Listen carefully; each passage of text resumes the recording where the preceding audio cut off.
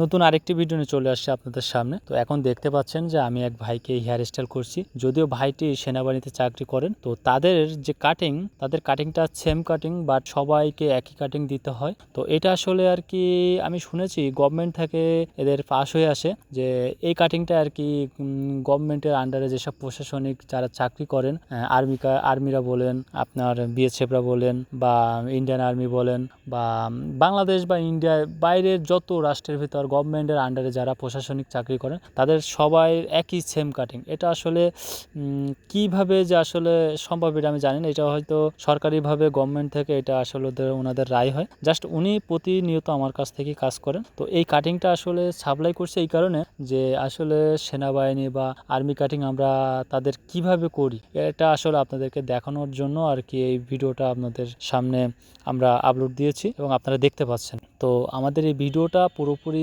যদিও না, এই ভিডিওটা শর্টকাটে আমি করেছি। তো আর্মি কাটিং বা এই যে মিলিটারি কাটিং চাই বলেন আপনারা, এই কাটিংটা কীভাবে করতে হয় এবং তাদের ছাড়টা কেমন এটা আসলে আপনাদেরকে দেখানোর সুযোগ করে দিচ্ছি।